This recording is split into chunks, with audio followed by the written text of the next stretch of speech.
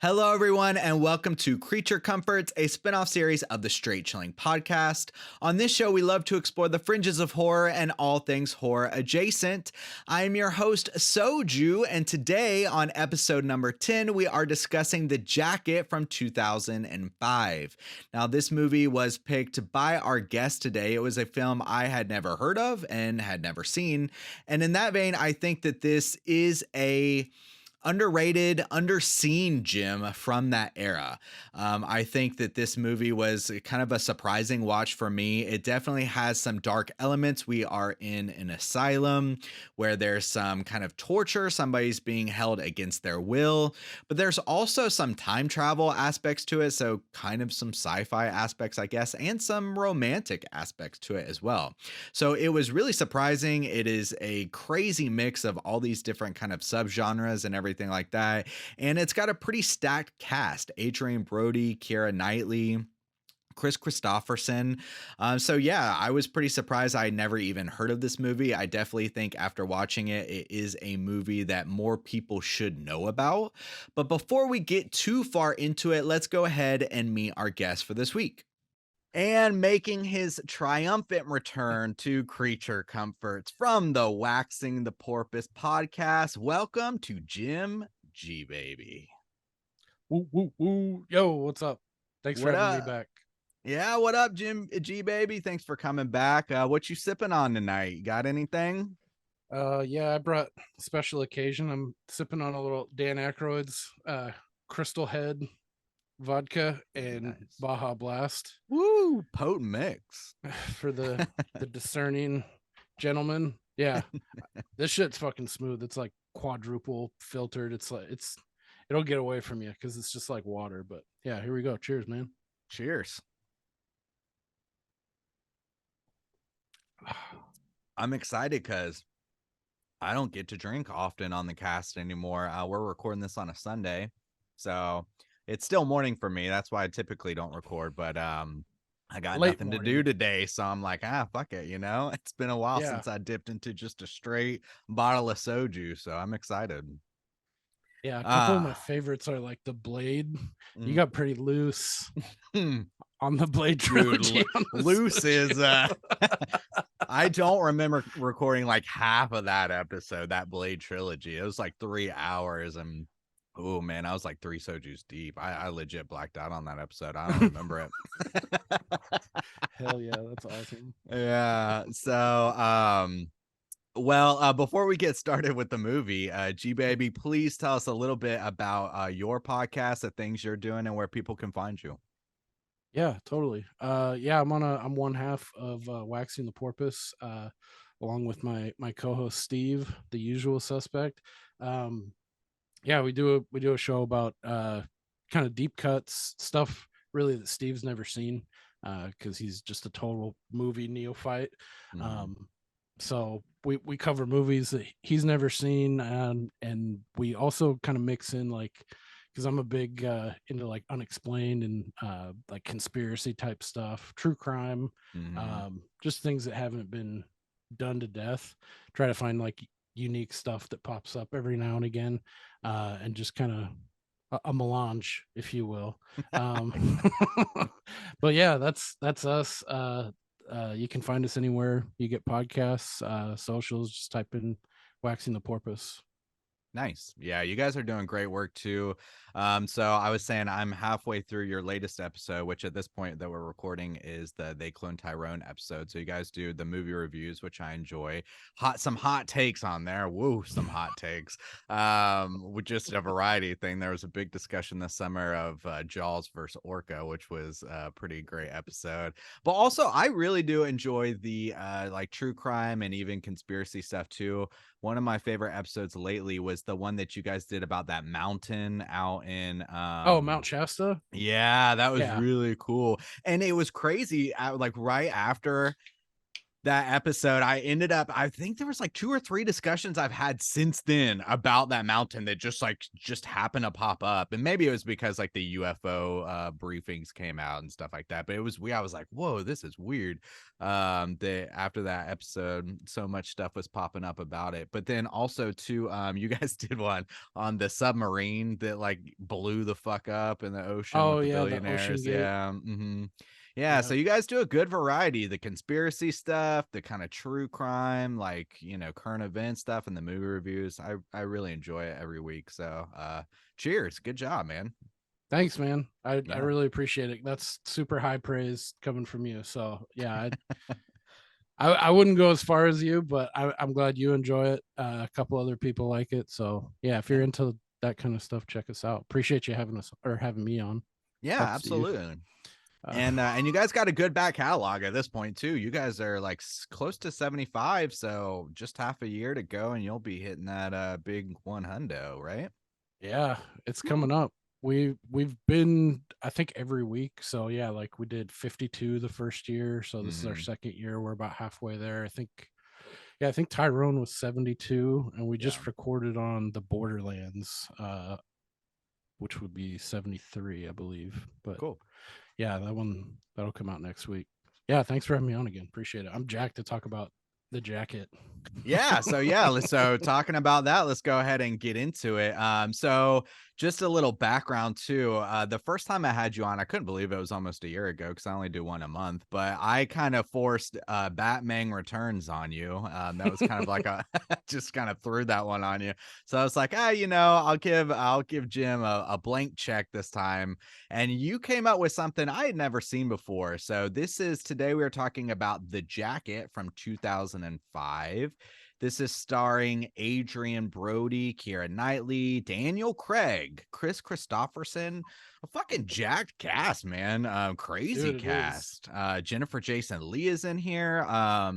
So this the brief plot synopsis is a Gulf War veteran is wrongly sent to a mental institution for insane criminals where he becomes the object of a doctor's experiments and his life is completely affected by them. I feel like that doesn't even kind of begin to scratch the surface about what's going on in this movie, but I guess a decent start. So to start things off, Jim, would you recommend the general audience check this out? What does this movie kind of mean to you, and why did you pick it for this cast?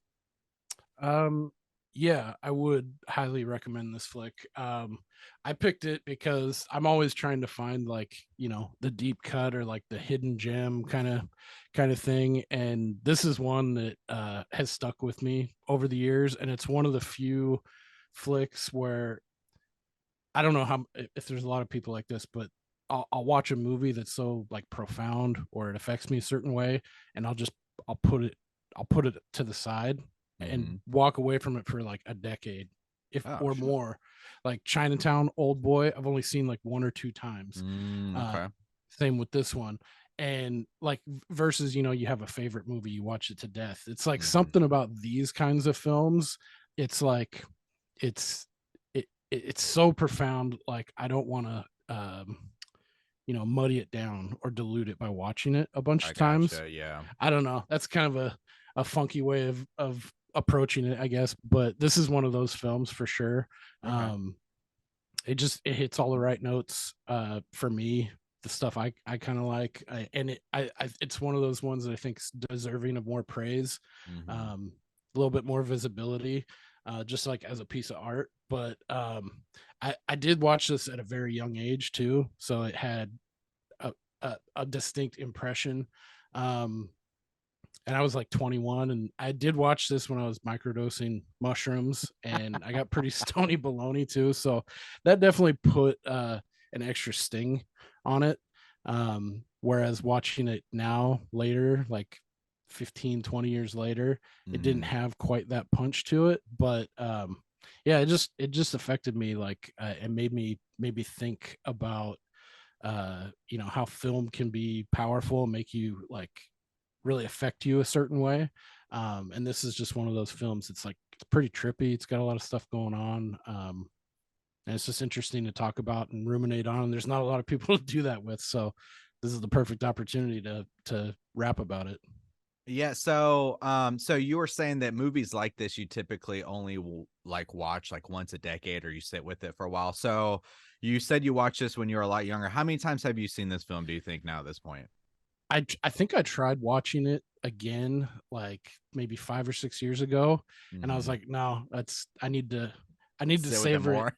Okay. put it back in the wine cellar kind of thing. So Okay. this is probably my only this is only like my second proper full attention watch to it, Mhm. Okay. since it came out in like 05, 06. Okay. All right. Well, I mentioned too, so I never heard of this one, which was awesome. Because like you, I really appreciate like a deep cut, especially coming from someone who, like I respect your opinion on movies and stuff like that. We talk in the Slack and you review movies and stuff like so I was like, ooh, really intrigued. Something that I've never even heard of before. And then I look at the cast and I'm like, whoa, what the fuck is this movie? Mm-hmm. With this stacked cast in it. And so I'd never seen this before, and I would generally recommend people check this out too as a kind of self-serving purpose because when I get to films like this, there's a lot to chew on. It's very ambiguous. There's a lot of shit going on, but I always like immediately want to talk about it. I want to be like, what am I like a fucking idiot? Like, what's going on? Explain this shit to me, stuff like I want to like talk about it with people and pull stuff apart. And with a movie like this, there's not a whole lot out there about it. And so, if for anything, I would be like, everyone who's listening to this needs to check this out so we can all talk about Yeah, it, you know. seriously. Yeah. So yeah. So cool. Sounds like a good recommend from both of us. I don't know why I have been pushing this off before, but I'm gonna go ahead and drop the spoiler warning now, and then we'll get into some more of the discussion. So here it comes. Spoiler warning for The Jacket 2005.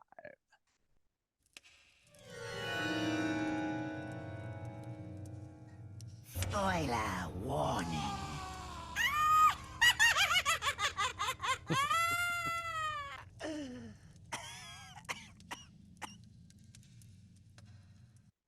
All right. So the first segment we're going to get into to help the discussion along is the coulda, woulda, shoulda segment, which is kind of really focused more on pulling out those aspects of the fringes of horror discussion and stuff like that, horror adjacent.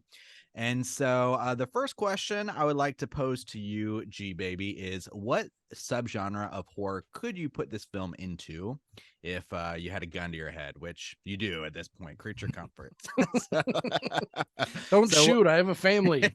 yeah. So I don't know. How would you categorize this as a horror film?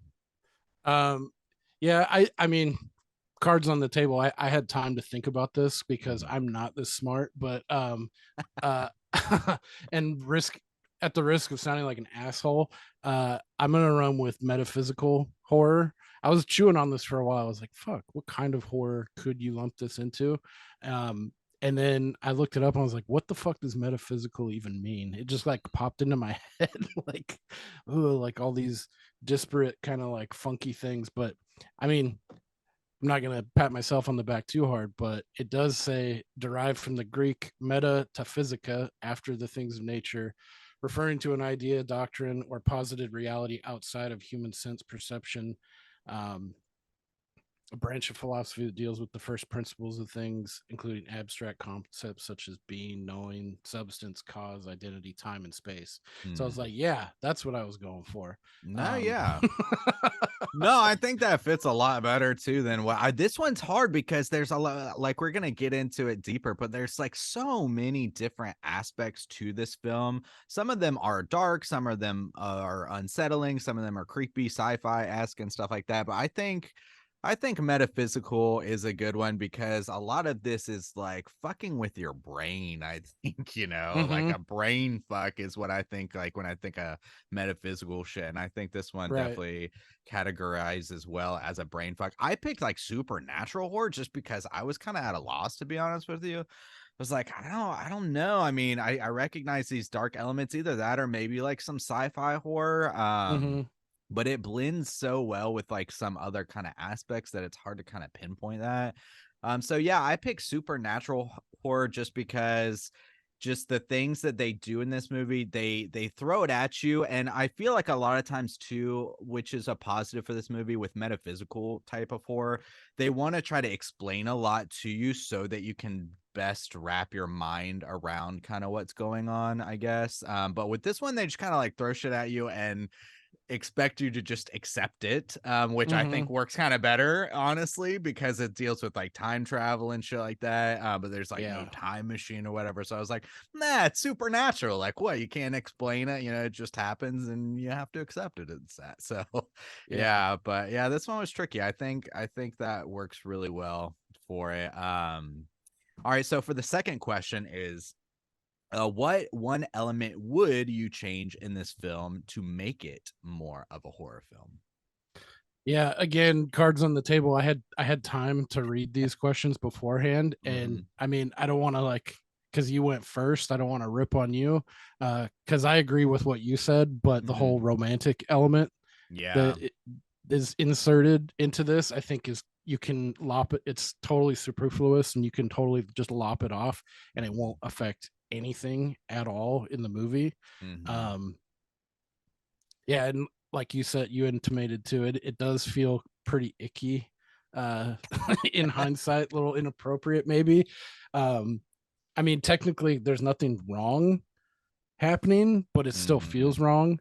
And that's one thing that, like a through line that I totally didn't remember. So going into Mhm. the second time, I was like, oh fuck, they actually fuck. And like I wasn't, and then I was like, yes, it is weird. It's like he has this like I don't know, like a guardian or like a connection with this little girl. Mhm. And then she's older, and then it reverts, and the little girl again. So it's getting into some weird kind of Mhm. territory there. Mhm. So, but honestly, like them connecting and kissing and like having that romantic part, it does nothing to the story. I mean, um, she took him in, and like they have um it seems like a mutual respect after they get going and start working together, I guess. Mhm. That I don't think that draws them any closer or makes you care about both of them together more by having them be together. So yeah, that's one thing. Well, and then on the aspect of like how could it be more horror, I definitely would have liked to see the Dr. Becker if they played him up a little bit more, just Mhm. made him more villainous in general. um or that maybe added something, another spooky aspect to like the time travel and the Mhm. repercussions and doing that, going in the drawer and stuff, kind of like it made me think of like in Stranger Things when 11 uses her powers and she Yeah, fucks yeah. with something you're not supposed to be, and then the Demogorgon, and then you fuck around with the upside down. Like there's something else that, like, by tampering, there's Mhm. something that's looking back at you. You know, you look in the void, it stares back at you, kind of thing. That could have definitely moved it more into the horror. That would have been cool. But Yeah. yeah, that's what I came up with. I agree. I agree on all fronts. Like just to so the romantic thing, I want to dive deeper into that and like what this movie is trying to do with that and as a aspect of this film because there is a romantic through line through this film, which in some ways can work okay, some ways feels really weird. But just in this hodgepodge of different kind of subgenres or feelings or stories that are being told, it does definitely kind of soften the blow of some of the darker elements, I think. So if you were trying to drive it more into the horror realm, which I feel like this movie was kind of looking at some of the posters and the marketing that they did for this was kind of how they were advertising it. At least it's Hmm. like a darker type of thriller, but I feel like that romance does kind of take a little bit out of that. But also too, like you were saying, I agree with you on the kind of like asylum aspect specifically I would highlight too, which the Dr. Becker plays into that because he's the main villainous doctor in that. But like truly one of my like irrational fears, I think, from watching horror films, like sometimes you carry things over from watching horror films that are maybe a bit more fantastical but also have a ring of truth to them, is like getting locked up in an insane asylum when you're not supposed to be there, like that Dude. unjust, and people telling you, like drugging you and saying like you're crazy, or like something that you believe to be true, they're saying like it's not true, or you're trying to explain something and people won't believe you. Like that shit really kind of like freaks me out if I really start to think about it, and the possibility of that really fucking sucks. Yeah, and I'm sure it's had to have happened, and it does Yeah. happen, and it will Yeah. happen again. That's the Mhm. scary thing. Like, Yeah. yeah, that's what That's a makes it even more scary. Like the Yeah, you reality feel to like it. it's irrational, like, oh, it won't happen to me. But then you sit and think about it, and you could think like there's probably someone out there right now whose life has been ruined because of Oh this. Like yeah. they're sitting there. So at the same time, I feel like it's also a kind of realistic possibility. And yeah, that shit's fucking scary. But they didn't play that up as much as I thought that they would, or maybe Mm-hmm. what I was anticipating. There are some elements of this movie that do tackle that and represent that in a really horrifying way, that we'll talk about later. But I thought it maybe would be played up a little more. Maybe Dr. Yeah. Becker, like you said, be a bit more villainous. So yeah, I think we're on the same page with that one. And then Cool. to kind of wrap up this segment, finally, if people like this movie, what horror film should they check out? What would you recommend? I thought about this a little bit, and I think the gut my knee jerk reaction was Jacob's Ladder. Um, Mm. for sure. I mean, you have the military aspect and like an unreliable narrator and like mind control, fucking with Mhm. your mind. And that's pretty staunchly horror, Yeah. so Mhm. so if you saw this, and I feel like if you were left wanting a little bit more, I think Jacob's Ladder would deliver Mhm. or scratch that horror itch for you. Or maybe to a lesser degree or in a different way, In the Mouth of Madness, which I'm a sucker Mhm. for. I love that. Big Sam Yeah. Neill Carpenter fan, so, and that's got some funky shit going on in it too. And I also wanted to mention too, I know it's just one, but non-horror is another movie like this is The Fountain by Darren Aronofsky. That's one I feel like not enough people have seen, and it's fucking powerful, man. It hit me in the balls like super hard, and that's one like I'm probably due in another like 3 to 5 years. Like, all right, it's time to watch The Fountain again. But yeah, that's one I wish more people have seen so I could talk about it with, Mhm. just because it's got so many layers and wild shit going on. But yeah. It's so funny that you mentioned The Fountain, because The Fountain is another one that's on my list to cover for this segment, because you're right, it's Oh, very nice. dark. And I remember like mentioning The Fountain. I saw that in the theaters, and I'm pretty sure it's the first Darren Aronofsky film I ever saw, and I Oh, was wow. not prepared for it. I didn't know him as a director. I didn't know his films. I didn't know what that movie was going to be. And so I came out of the theater like hating it and never revisited it. But it's always lived in my mind as time has gone by, and I've gotten more familiar with the director.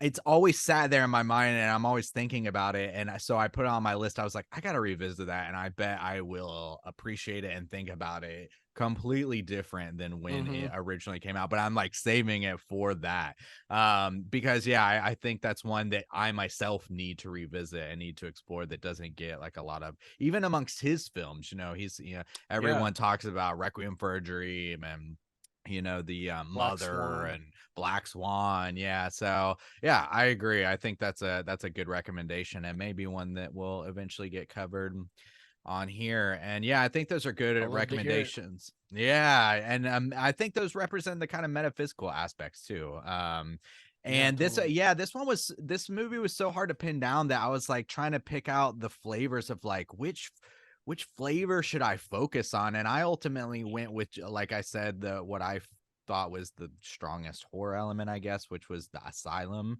And so Mm-hmm. I was thinking of American Horror Story season 2, which is set in an asylum, and that has a lot of shit going on, some sci-fi shit going on, and demon and horror and stuff like that. But I think if you're interested in exploring some some darker asylum stuff. That one does a pretty good job. And then also too, one that we covered on this episode that's not horror, but like you like horror adjacent, is the from the same kind of time too. Kind of reminds me of this was The Butterfly Effect with Oh Ashton yeah. Kutcher, because then that's got kind of the time aspect to it of Mm-hmm. changing shit. So yeah, similar connection there as well. So yeah, cool, good Sweet. recommendations. Yeah. Yeah, season 2 of AHS is a good call. Mm, That's one of the great seasons I feel like doesn't get enough love too, or maybe it does. I think people focus on 1 and yeah. Coven a lot, Hmm. which are great. They're some of my favorites, but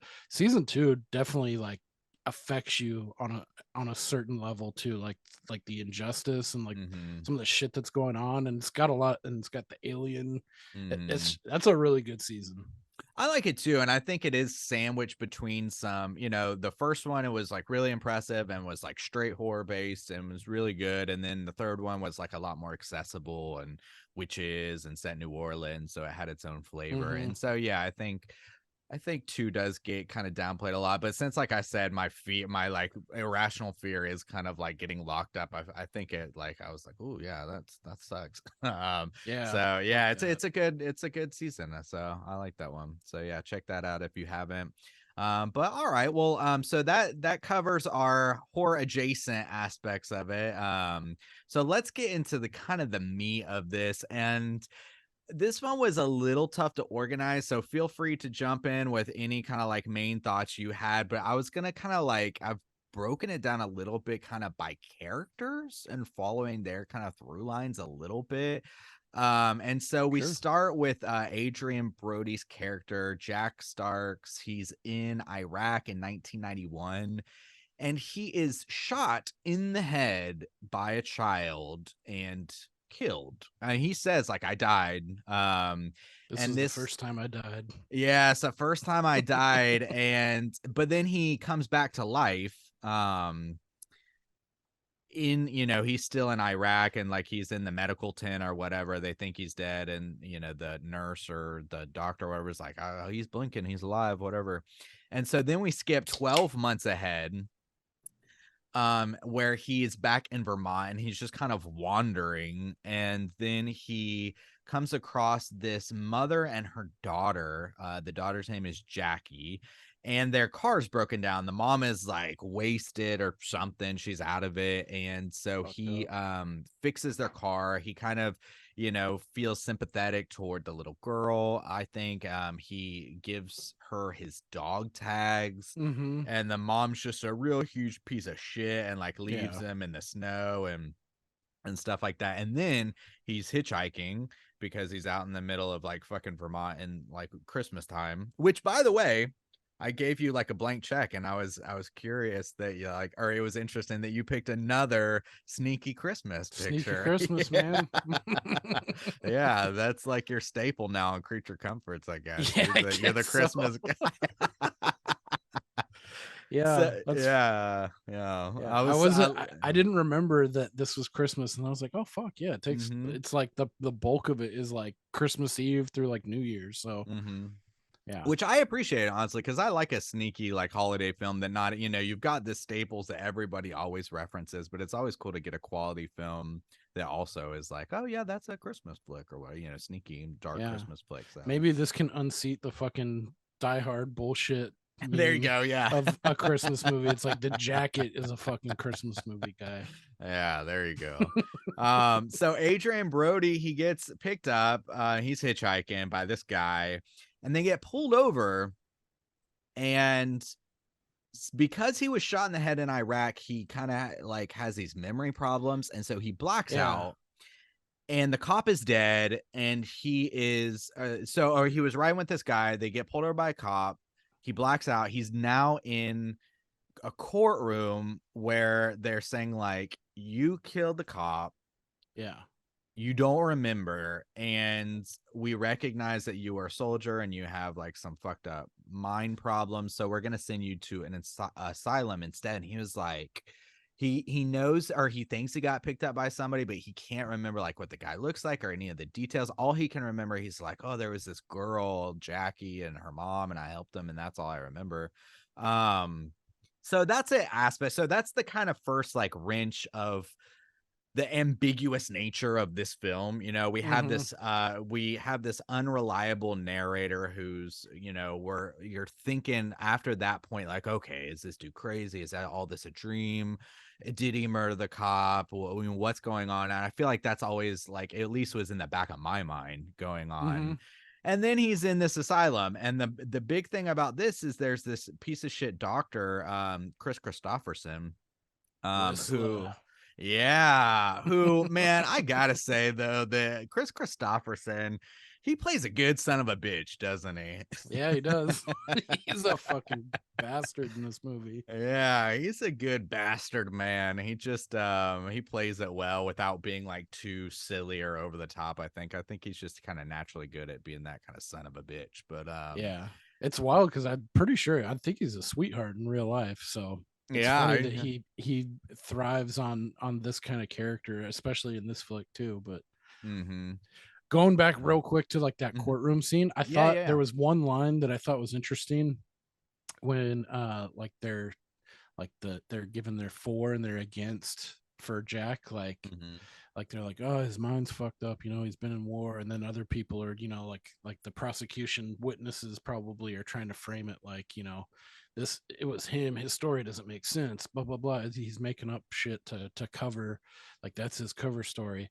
And one of the ones was like the former military guy who hops up there and he's like, war's ugly and they don't put ugly on TV.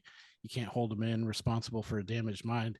And I was like, fuck, man, like that's surprisingly like sobering and like a thoughtful response from like a high ranking, he must have been like a Mm-hmm. captain or a major or a general, vouching Mm-hmm.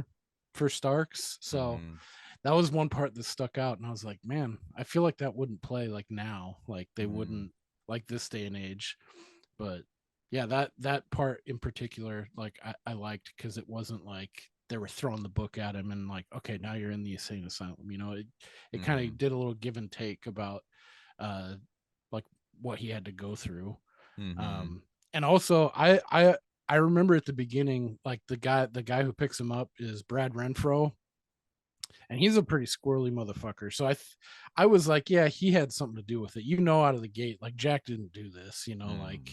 because it paints him as like he helped his family. He's just trying to find his way. So going into this insane asylum, like this is an innocent man, and like fuck, now he's here and he's got to like Mm-hmm. navigate, and like this poor guy just gets fucked over completely throughout this whole movie.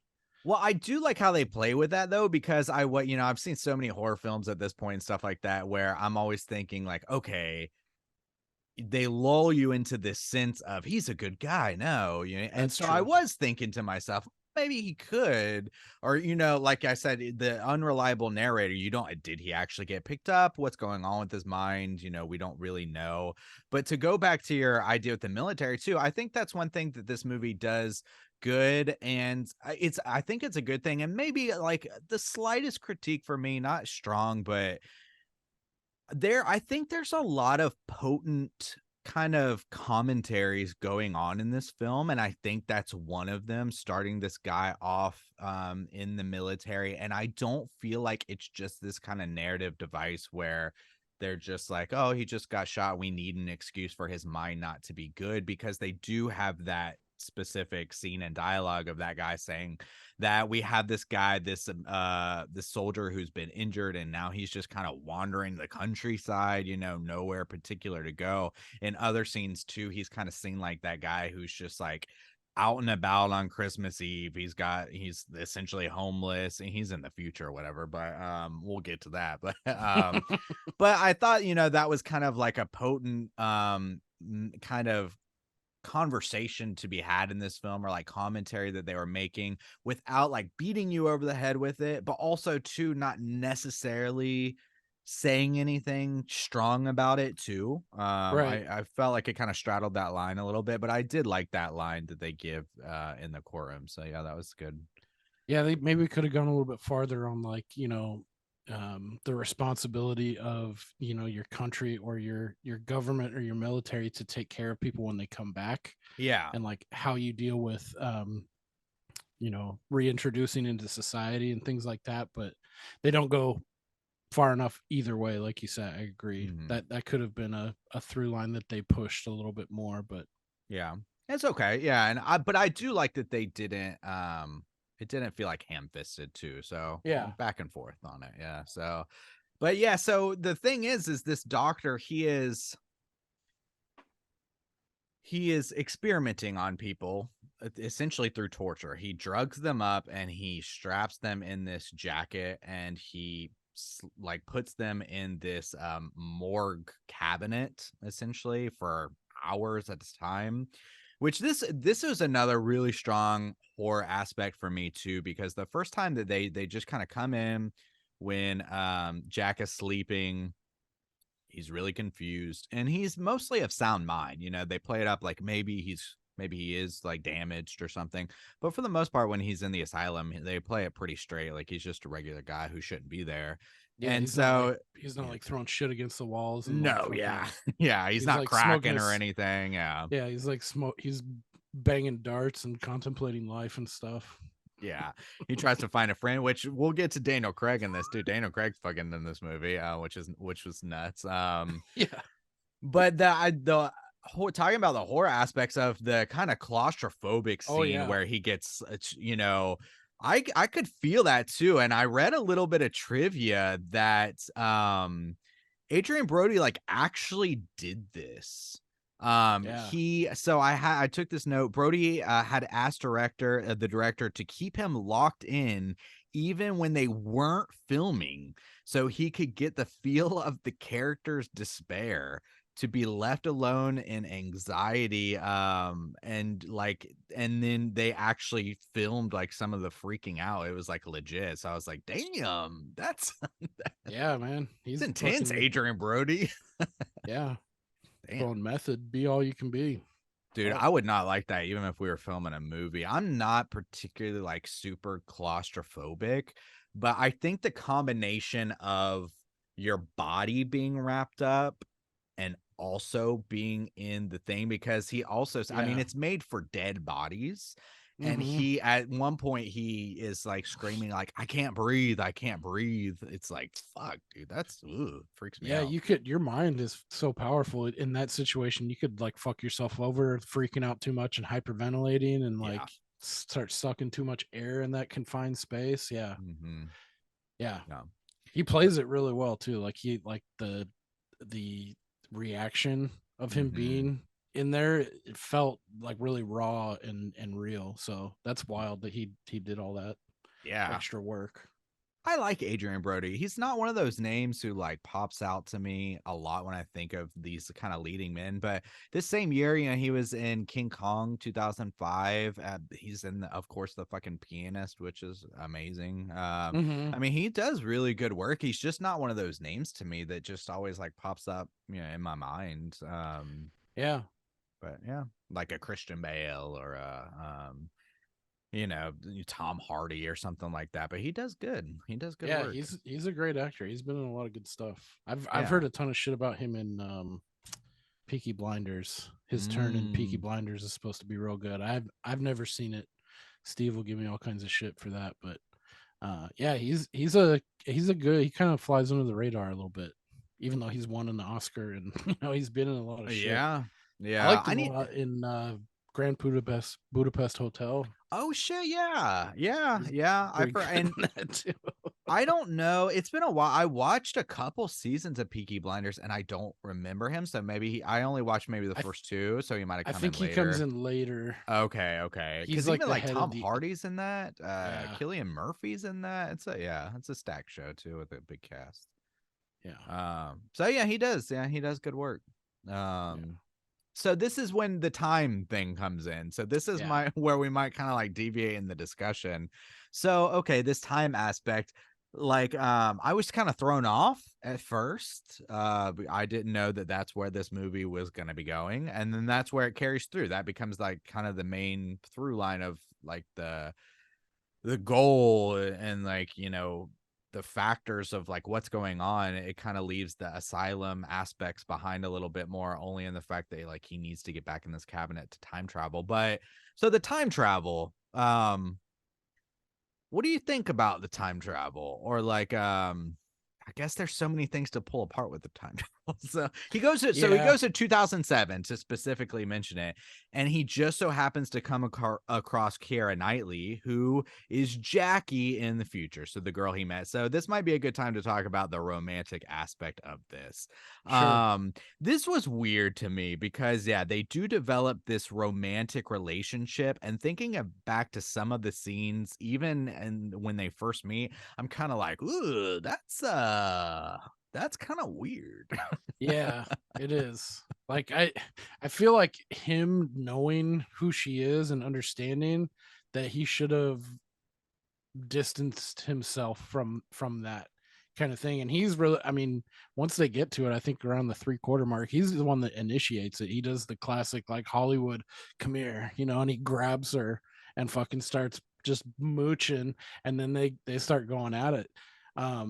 Yeah, it doesn't feel right N- knowing, because he knows this person as a little girl from yeah. earlier and And being he kind and sees her helping as a them. little girl again, like in his presence. Yeah, after, yeah. So yeah, it doesn't feel right. And that's why Yeah. I wholeheartedly agreed they could have just cut that out completely, because Mhm. I feel like it had no bearing on the story and like how much, because even if you took that out, it's like this girl, she could have started believing, like, and she Yeah. does, like, oh fuck, you are Jack from back then and you helped us with the car. So it'd be more of like a friendly, like a stand-in dad kind Yeah. of thing that Yeah. they could have went with, and that totally would have sold me like, oh yeah, this is why she's helping. It's not because they have this strong romantic connection. So yeah, in hindsight, watching this the second time, I was like, ew, I don't remember that, and probably for good reason,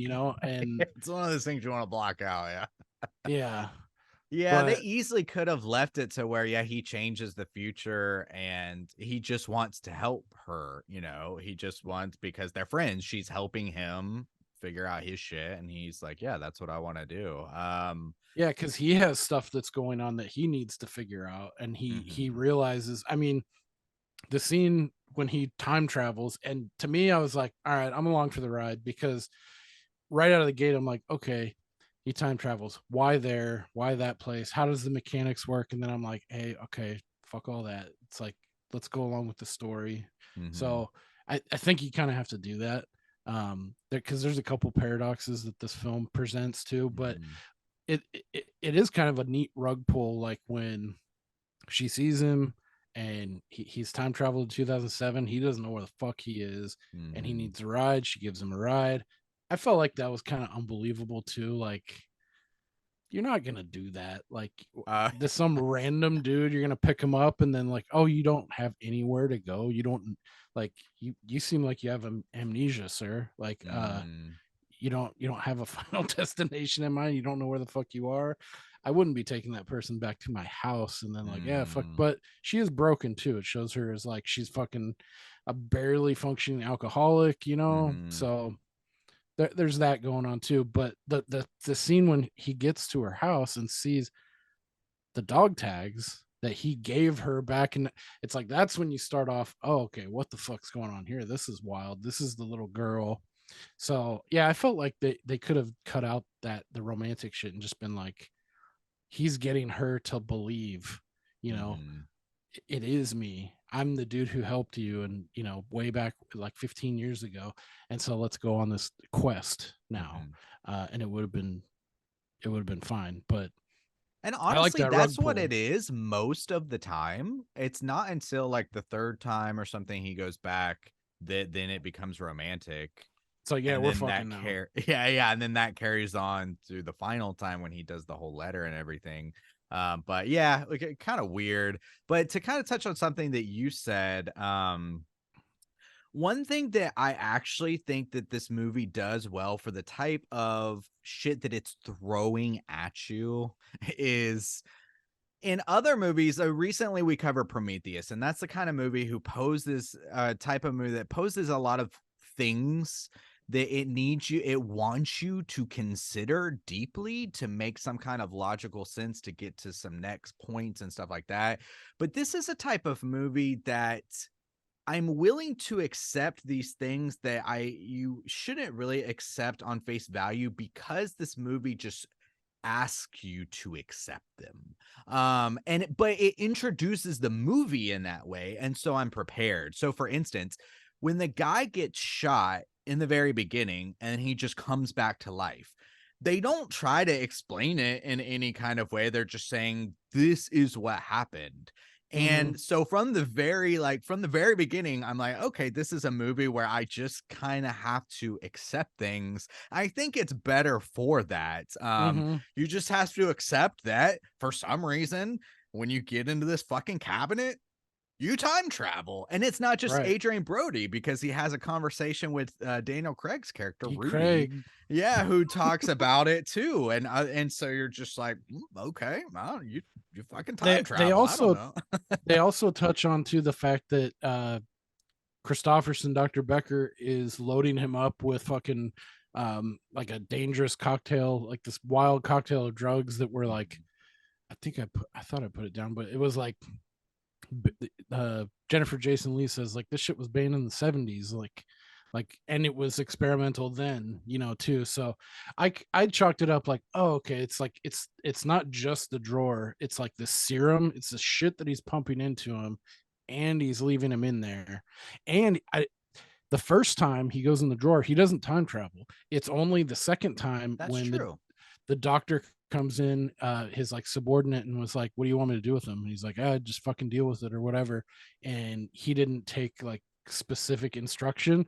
So it was like, oh, okay. And he just left him in there overnight. So he left him in there for a long period of time. So I was like, oh, okay, maybe it's that. It's like it's a certain amount of time in this thing, and this crazy cocktail that he's been given equals True. this time travel.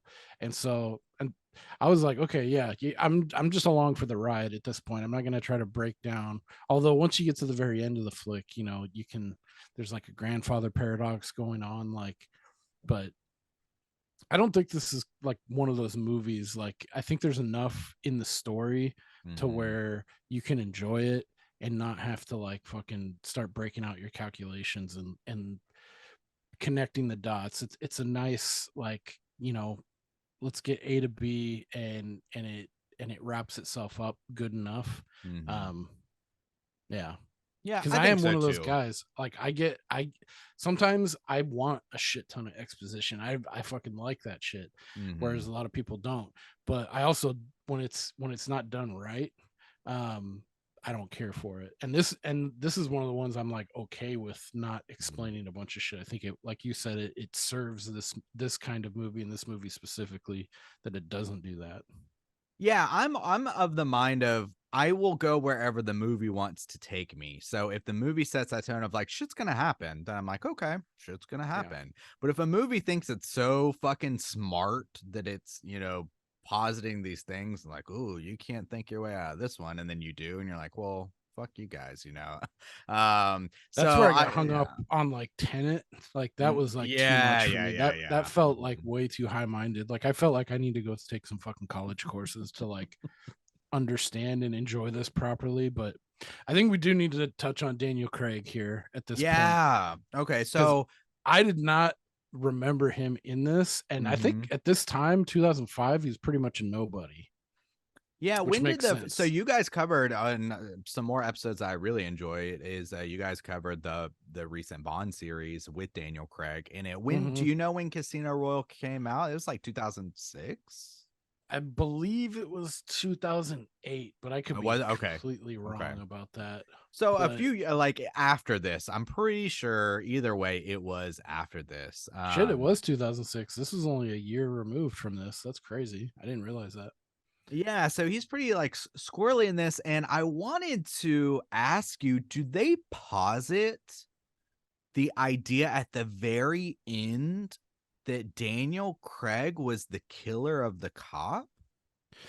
I've seen some stuff online about this too, and I was like, it feels like too much, or like the level of mental gymnastics that you have to go through is like I feel like doesn't serve the movie, but Mhm. they hint at something with like beads or It's a like green. holding this, yeah, like green cloth thing, a Yeah, ribbon or something yeah, and then they show that dude, I think either at the beginning or there's at another the very end. some flash cuts of Brad Renfro, who's called Yeah. the Stranger. He doesn't have a name. Mhm. Um, so yeah, I mean, I chalked it up to okay, maybe Adrian Brody, like he's not like he has amnesia. His brain, he's been shot in the brain um, Mhm. before, so maybe that was Daniel Craig at the Mhm. beginning somehow. But I was like, I don't really want to go down like this road, like trying to Yeah. break this apart and what it means. Yeah. And like, there's a gravestone that has Daniel Craig's character's name when he goes into the future, and I don't know. I feel like that doesn't serve the movie.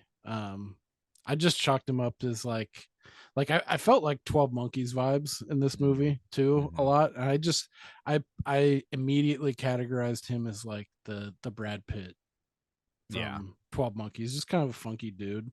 Um, but yeah, there are some other tangents on that, like the postulate. Yeah, maybe he was actually the dude who shot the cop, and but I don't know. I think it's a fool's errand to try and break that apart. I think there's more interesting stuff going on that the film actually gives you, but I think so too. So what did you think about Daniel Craig's the character in this film? Like, what did you think about it overall?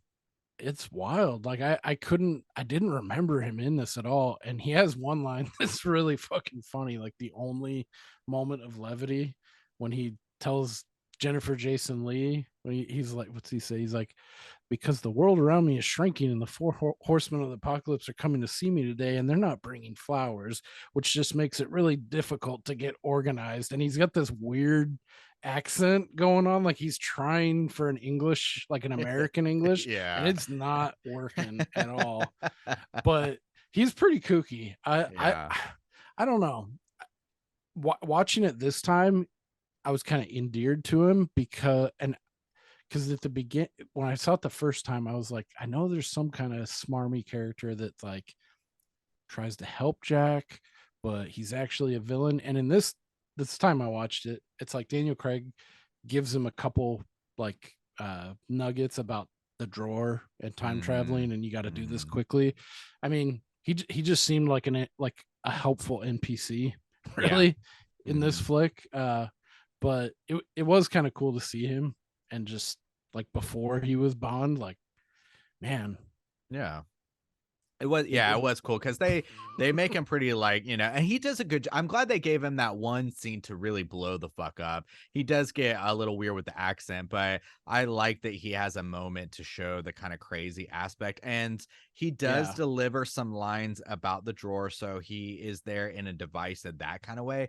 I also thought he served as a pretty good device to, again, I feel like this movie is still not hammering it home, but leaving those little hints of still maybe Brody is crazy. And if you wanted to take Mm-hmm. the movie as that way, I think you still could in a kind of way because he has a conversation with the what's her name, Jennifer Jason Leigh's character, Dr. Beth, Yeah. where she kind of posits like, or well, she's like, oh, I see you've been hanging out with Rudy or whatever, and stuff like that. And it's kind of that I almost like a little bit of a trope of anytime you have an asylum movie where the person is actually sane, they seek out like the next most sanest person, but that Mm-hmm. person might legit be, have some real problems. And then she Yeah. breaks down, oh, he tried to, was this the one person, I think that's the guy that died, who said he sodomized like a 7-year-old girl or something. But I think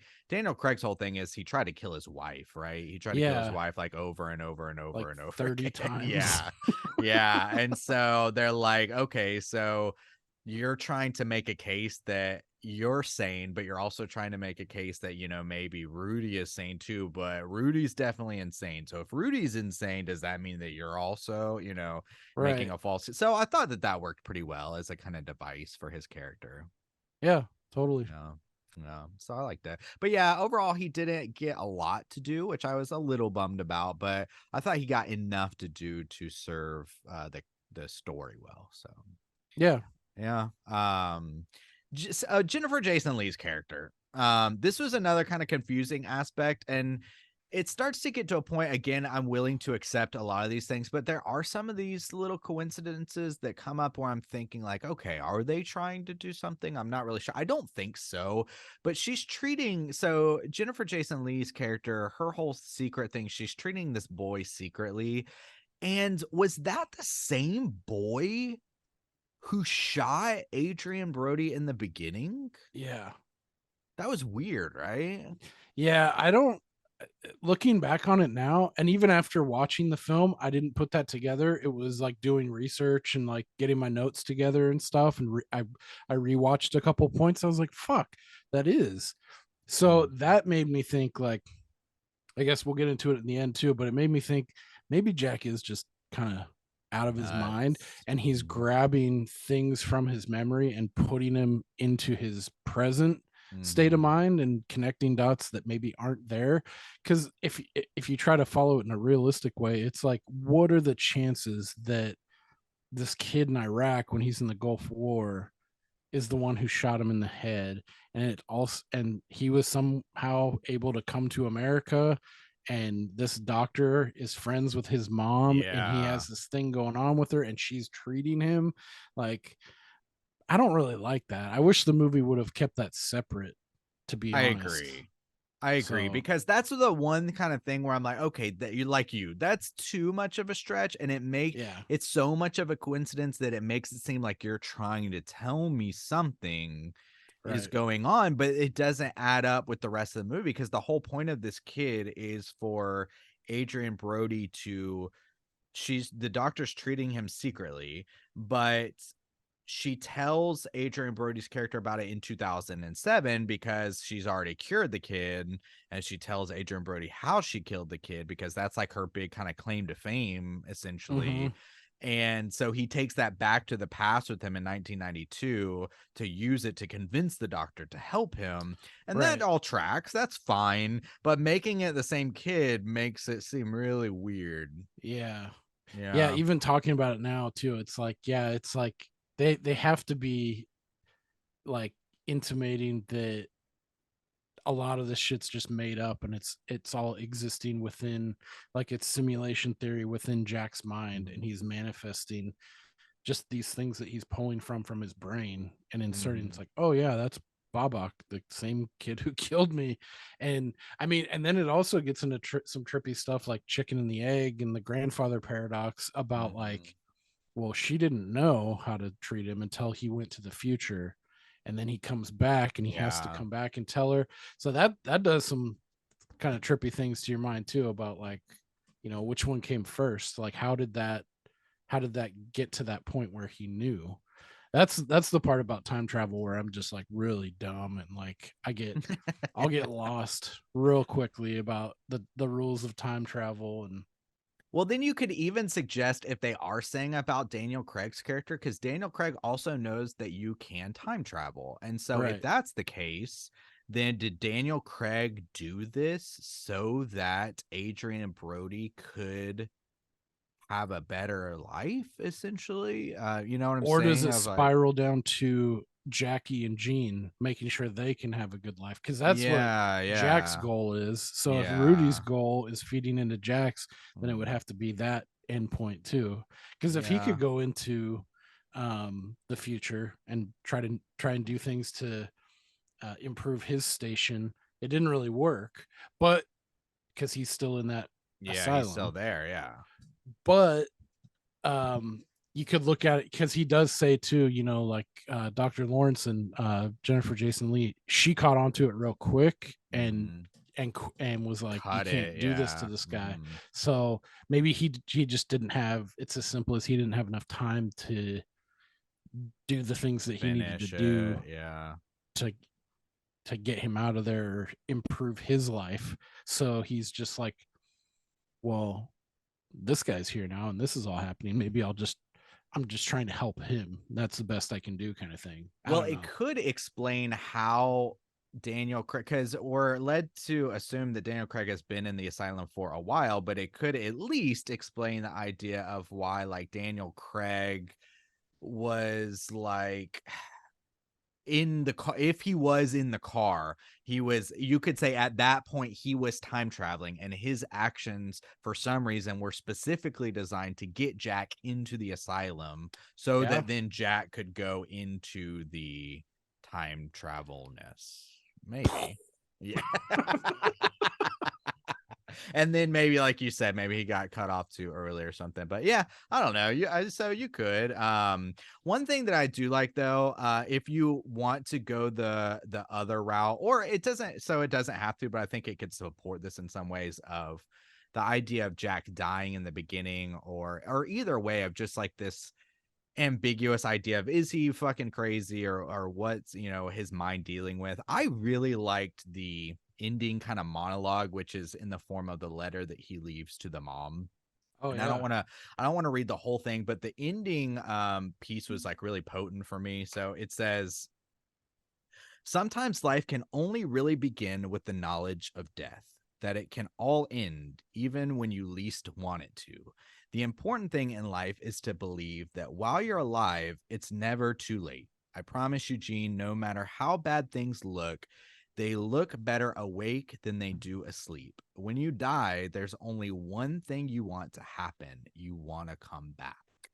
And I think that's just a really potent as a kind of artist statement or a mission statement for this film, of kind of like what it's driving at, and why I'm kind of willing to accept some of these like logic things, because I don't think that's what the movie's focusing on. They're not trying to tell an airtight time travel movie or anything Right. like that. I think that's what they're trying to get to you, that this guy died in the beginning, and as a result he goes through all these things, and at the end of the day he really just wants to kind of like not be dead.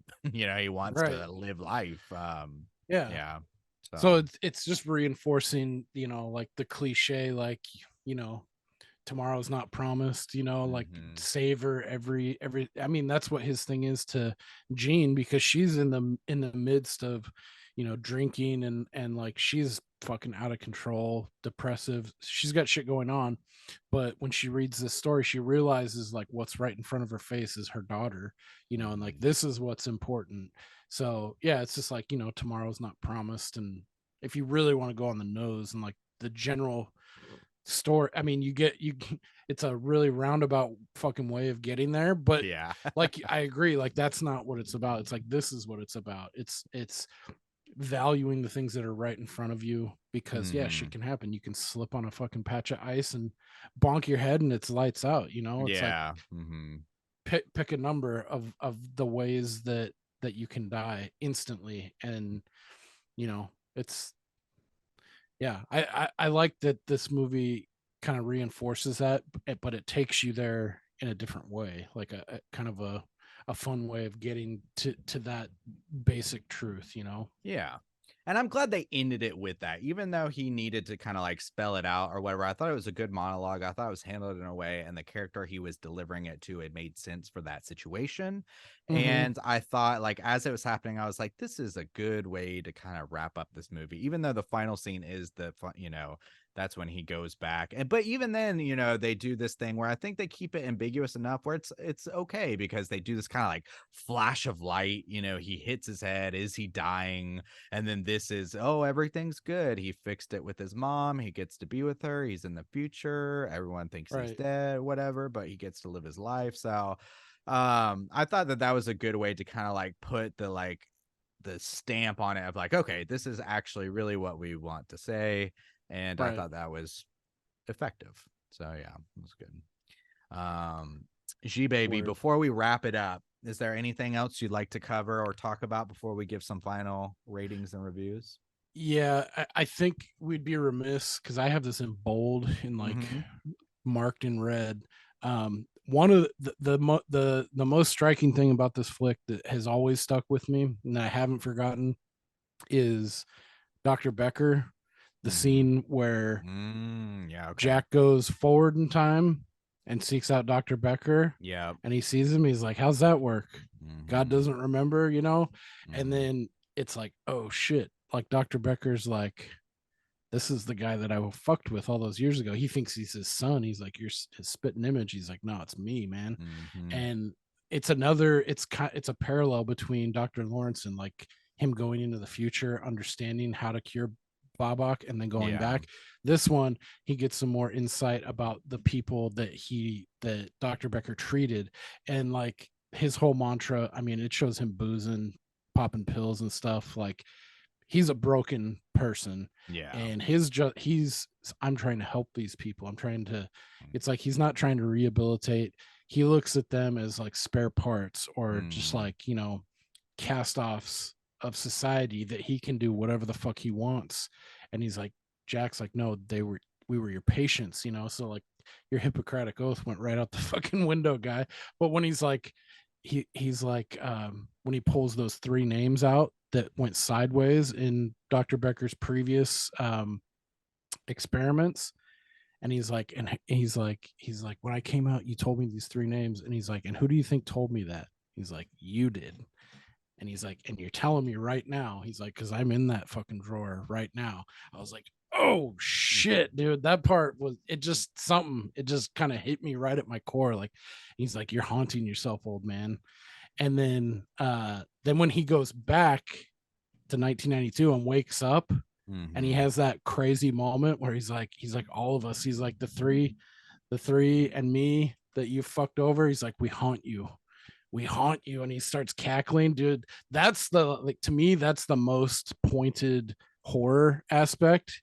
And when I saw this for the first time, it just really like just hits you right in the plums, you know, like Mhm. fucking god damn, that was well done. That's my I favorite part of this movie. I'm glad that you brought that up too, because that I at the time when I saw that scene, I thought like, wow, this is a really smart, fun twist on the idea of ghost, you know, or Mm-hmm. because him saying like we haunt you, and it's essentially, you know, in my mind, it's kind of like a metaphor of your past comes to bite you in the ass, and the consequences never essentially, you can never really escape your past. You know, you can like he's drowning it with pills and stuff, but the things that you do today, they're gonna matter in the future, you know. Mm-hmm. And so I did think that that was really good as well. And even at that time, Chris Christopherson, he's such a crusty old piece of shit anyways, that he like accepts it, but he drops this one line which I thought was potent as well, where he says something like, he's like, "I'm dead," or something, and He he's like, said, "We're we're all all dead. dead, We're all Jack." dead, Jack. Yeah, Yeah. that was pretty sick. I was like, "Oh," because then I was almost like, are they like talking at the audience right now? You know, the Right. whole, wow, we're fucking dead. This is just like Jack's dead mind or purgatory or some shit. I was like, "Ooh, like that was a good line that he dropped." Chris Yeah. Christopherson. Have you ever listened to his music? I have not, and I know people that are big fans of his, but Mhm. yeah, I know he's kind of like one of those Renaissance man. Like he's an actor, he's involved in Yeah. stuff, and he's a Mhm. musician. I know Mhm. famously too. I think it was Sinead O'Connor Mm. after she went on SNL, and she Mhm. had her controversial moment where she ripped up a fucking picture of the Pope at the time, Yeah. and all the backlash she got after that. She was on tour with Chris Christopherson, like on a world tour with a bunch of different musicians, and it was like fresh off that SNL shit where Mhm. people were just like out for blood for her. Mhm. And she went on stage and people were like throwing fucking cabbage at her and booing her, and she like broke down and started crying. And Chris Christopherson was the first one, like came up and hugged her and was Mhm. like mentored her and Mhm. like helped her along with that. So that's the like related to music, that's the only thing I know about him. But I've heard he's supposed to be a real sweetheart in real life. My grandfather is like really likes his music, and played his music a lot when I was younger, because it's almost like a, at least this stuff that he listened to was in the vein of kind of like a Johnny Cash, like storytelling kind of downtrodden man, you know, doing these things. So Mm-hmm. there's some songs I really like from it, like listening from when my grandfather listened to it. So it's got some good Right on. stuff. Maybe I'll Isn't throw he some like up in one the of the guys in Slack. like The Gambler? Is he part of that song too? I don't know. I'll have to look Maybe, into that. maybe. I don't know. I'll have to check it out. Yeah. So, I'll throw some up in the Slack. Some Chris Christopherson. Word. But yeah, all right, good call, man. Anything else you want to touch on? Nope. Cool. All right. Well, out of 5G, baby, what are you gonna give The Jacket? I didn't even think about this, but I'm struggling between a 3 and a 4. So I'm gonna in my heart of hearts, I'm gonna be honest with myself. I'm gonna give this a 3.5. Okay. It held up in the spots I wanted it to. But seeing it with, 15 plus year eyes again on it, it wasn't the same. But I don't think I still remember the first time I watched it and really enjoy it for that. But yeah, if I'm being totally honest, I'll go a 3.5 solid. Okay. Cool. Well, I'm going to be pretty close with you because I was thinking about this one, and I'm think I'm going to give it a 3 because I liked the aspects of the things that we touched on, the positives. Some of the negatives that we didn't touch on were some of the effects, are dated and of their time. It's like Some when are he's very early to mid 2000. 2000s. Yeah. When he's in the thing and there's like the flashes Yeah, going the on. That one chush, stood, chush. yeah, yeah.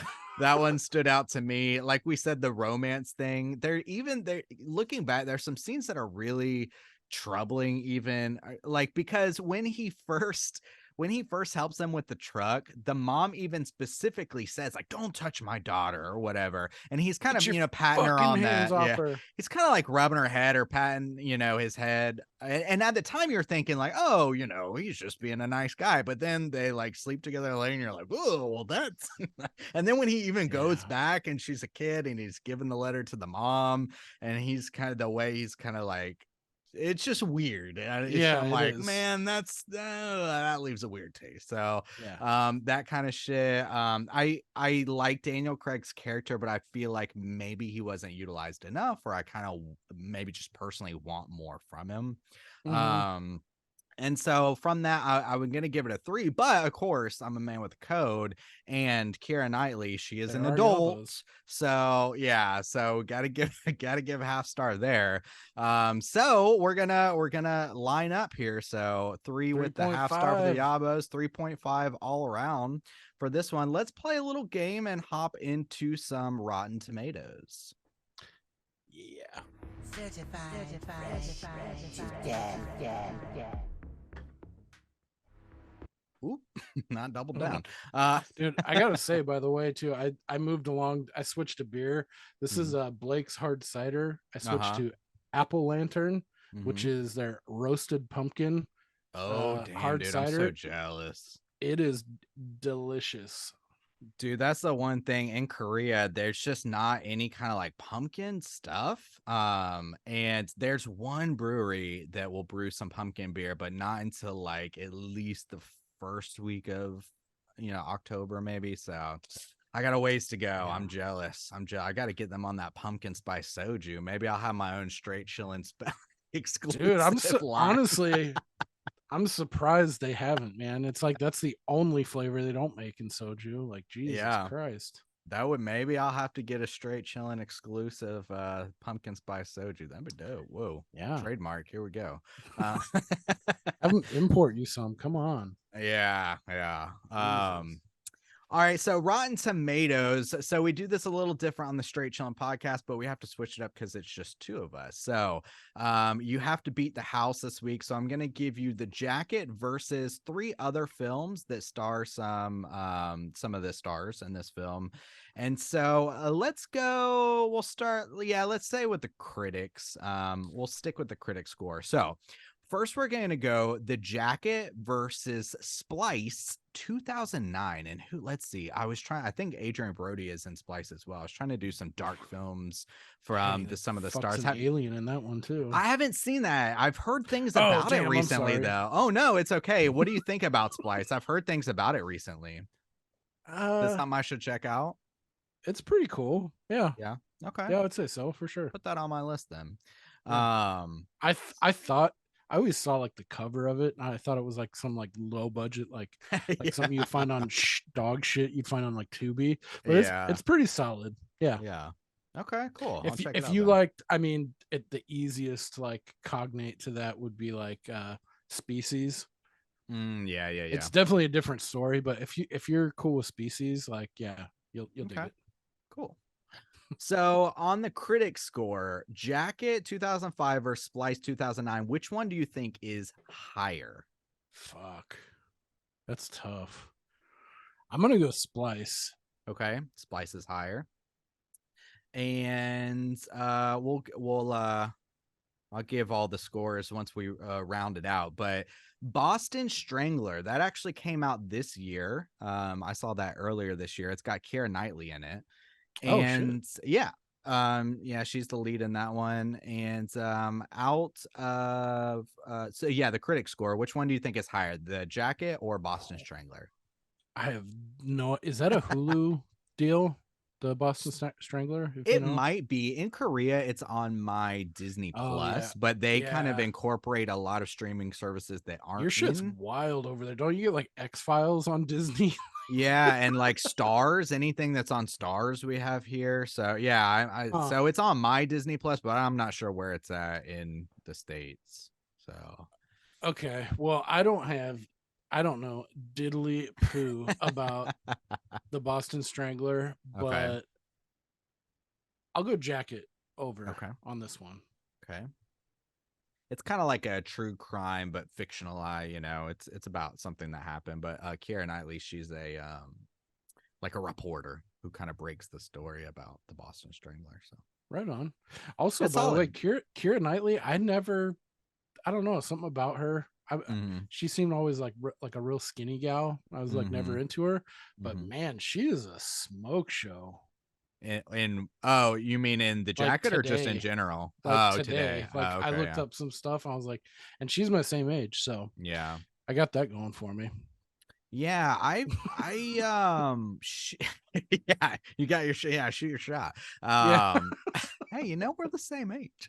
Um, yeah, I mean, Pirates is mainly what I know her from. I'm sure I've seen some other movies, but she's kind of like one of those people who just kind of blurs into the background of my mind. Or like I Yeah. know who she is mainly from Pirates, but I couldn't place like, oh yeah, she's in that movie. Like I saw Boston Strangler earlier this year, and I totally forgot she was in it.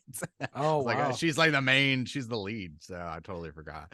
I She does a remember good her job from though. Atonement, because I remember when Atonement was Yeah, going yeah, yeah. down. That was a big deal. So I Yeah. remember her in that. But yeah, I think with her, the most striking thing is her name Yeah. is so She distinct. You know. she does have a very distinct look though. She's very beautiful. Yeah. Yeah. Yeah, I just always kind of forget about her. Time. Blade Deuce is the final one we're gonna do.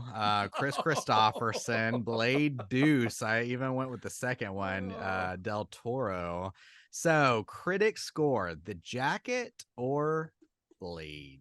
I'm gonna go Jacket because I'm pretty sure Blade Deuce is dumped on by Okay. critics. I would think they are, but Okay, so you think one more. So you I'll think go Jacket is Jacket. higher? Okay. Jacket Okay. higher. Yeah.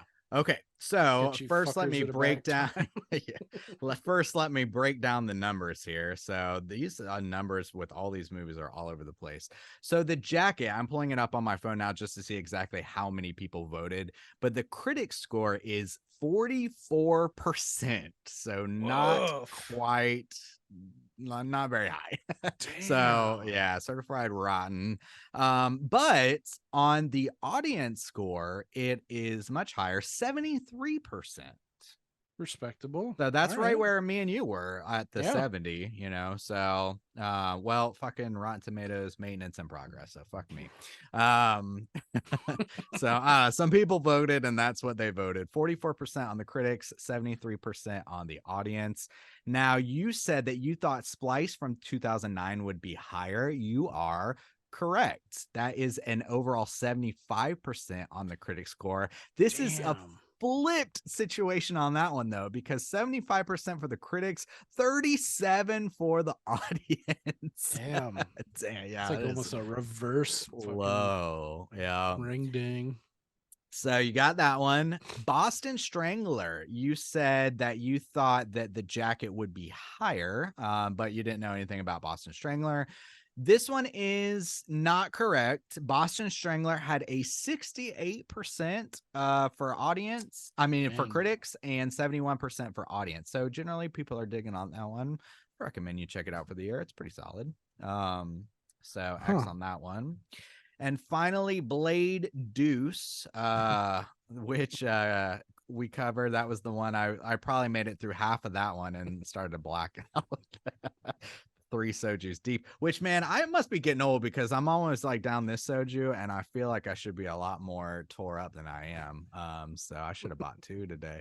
But okay, so finally, Blade Deuce audience score is, or I'm sorry, critic score is 57%. So higher Holy than the God. jackets, 44%. That jacket being so low is like, whoa, that's the one that really throws you off. So yeah, X on that one, 68% from the audience. So yeah, jacket just super low with the critics, unfortunately. So I thought jacket would be more in like a high 50, low 70 situation with the critics, but yeah, weird. I thought so too. It was a very, very similar type of thing. If I remember right, this could be total horseshit, but I think when I did the butterfly effect with Caitlin, I think it was very similar where it was like really, really low. And they're like, no one should ever like this movie. Don't watch it. So damn. yeah, I don't know. I guess similar vibes, whatever. But Yeah, I was going on IMDb and they gave it a 7.1 is the okay. IMDb rating on the jacket, which tracks closer to the audience on Score. Yeah.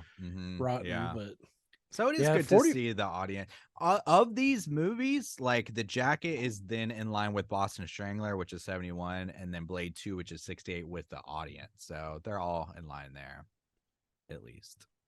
Right on. So yeah, that seems egregiously low to me for the critics. I agree. That's very unfairly low, but that is going to be a hell yeet for me. And so what? Can't miss up, pass up an opportunity. And then we'll get into our final segment and do a little hunting for today. Straight chillin'. Gooder of the week.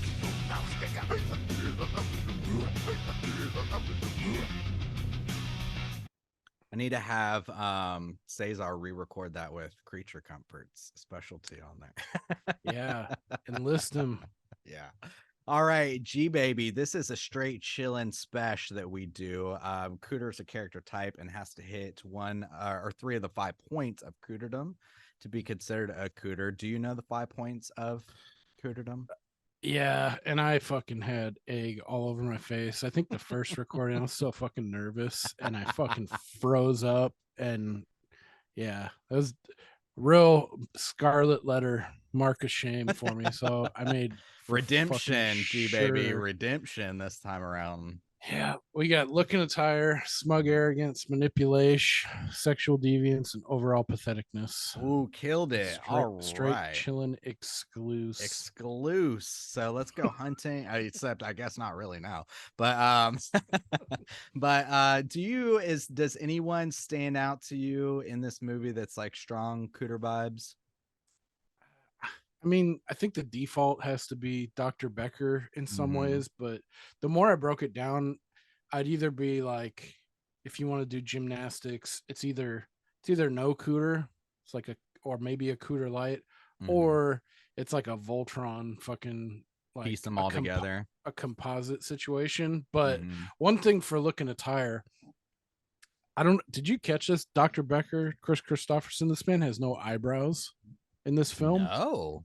When it zooms the second time, when Jack comes out of or like the second or third time, when he's like, we haunt you, and like that scene, it like shoots up to, or no, sorry, it's when he's like outside in 2007 at his new place of business and he's talking to him, and it zooms in on Chris Christopherson's eyes a bunch.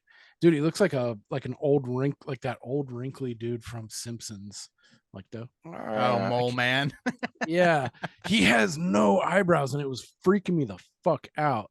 So I did not clock that. Yeah, I don't know, man. An older gentleman with like doughy like Hmm. skin above his eyeballs and Mm-hmm. no eyebrows. I was wondering All what right. that's about. Like, does he not have those in real life, or Because he's got long, luscious hair most of the yeah, time. he's got some locks on him. So Huh. I don't know. Maybe it's a personal choice. No eyebrows. I did not notice. That goes to show you, though. Like, I guess you could get by with no eyebrows just fine because I didn't even fucking yes, notice. fuck. To me, it stuck out like a sore thumb. I was like, Jesus, Shit. dude, that's fucking wild. But so maybe you get him for looking attire there. Okay. Daniel Craig's peacocking pretty hardcore in a couple scenes. Like He's he had got a like a wily look. He did a good job of being like maybe sane, but actually not really sane. I thought he played that pretty well. yeah, yeah. He's a weird character in this, but Mm-hmm. um, smug So, arrogance and manipulation. I was thinking Dr. for sure, Becker. Dr. Becker. Yeah. Smug arrogance and manipulation, especially too, like, and there's like, I think when he goes back, there's a strong sense of kind of patheticness where he hides behind that kind of excuse of he knows, like it makes it seem like he has dissolved into this pill popping abusive thing because he's living with the guilt. And Right. even though like it's internal and he's processing that in a way where he's just abusing himself and kind of trying to drown the guilt, he still is adamant about the whole I was trying to help you, you Yeah. know. He It's doesn't like, well, try and then buy it why are back. you so guilty? Yeah, you're Yeah. not doing anything about it, you know? Yeah.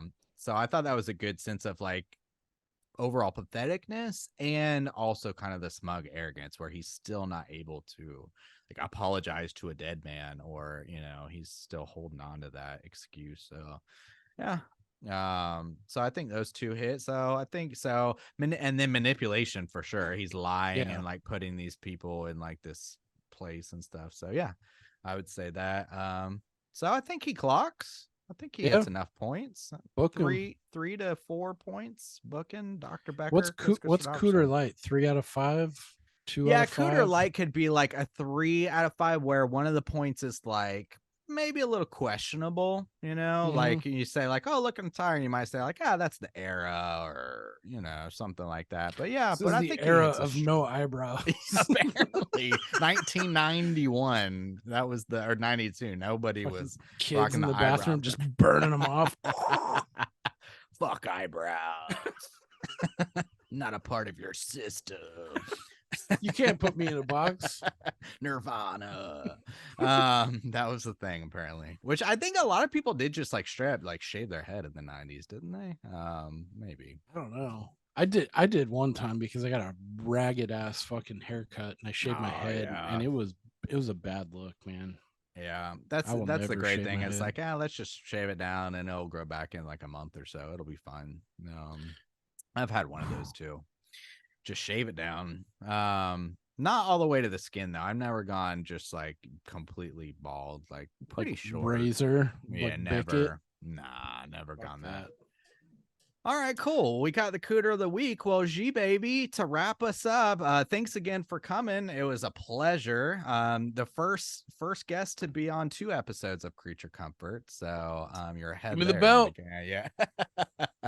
You got it for now. One more time. Please tell everyone where they can check you out and find all your stuff, because you guys are doing great work. I want to make sure people check you out. Yeah, totally. And I don't have to take this abuse from you. I got people lined up around the block, fella. No, I yeah, I believe it. appreciate it. That means a lot coming from you. I appreciate it. Yeah, waxing the porpoise. Just check us out. Punch it into the Goog machine on all your favorite podcatchers, Instagram, Twitter, waxing the porpoise. Next week, we're coming out with a new episode. We're doing the Borderlands, which I'd never heard of before.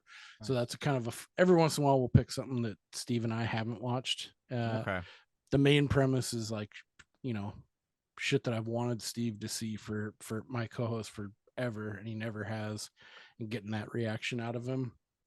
But yeah, this one, it's a found footage, which is probably my first or second favorite horror subgenre as we ease into our we're doing September and October all horror movies, Hell yeah. or horror related material. I think we're going to cover like a spooky, like an urban legend in there for Nice. Halloween season. But yeah, the Borderlands is pretty sick. If I've never Randy's seen that listening, either. yeah, I had never heard of it, and I saw it branded as like UK. It's like UK's most terrifying found footage film. Really? It's from Okay. like 2013, and it's weird. It's one of those weird movies that's so in like the US and Canada, it's marketed as Final Prayer. Everywhere else, it's called The Borderlands. Oh, okay. Um, but yeah, it's kind of uh like church, like clergy, possession, cult, Mhm. horror, but found footage, and it's Mhm. in the UK. Mm. We had a lot of fun covering that one. So yeah, we got that coming out next week. So Cool. yeah, check us out. Thank you, Sojo.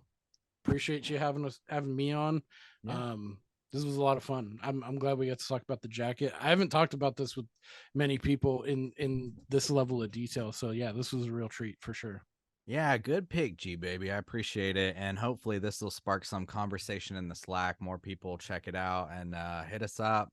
Let us know what you think about it. I think it's definitely a movie worth chewing on even more, talking about, picking apart. So, thank you for the pick. Word. Redemption for the making me make you talk about um, Batman Deuce. So, No, that was cool. yeah. So if you like this episode, you can check out Creature Comforts episode 2, which was the other episode me and G Baby did together. You could check us out here on YouTube. This is the 10th episode of Creature Comforts. Of course, we do our main episode or our main podcast as well, which is the Straight Chilling podcast, where we review weekly horror movies. If you check us out, thank you. Appreciate your support. And until next time, don't forget to keep chilling. Hard with Soju.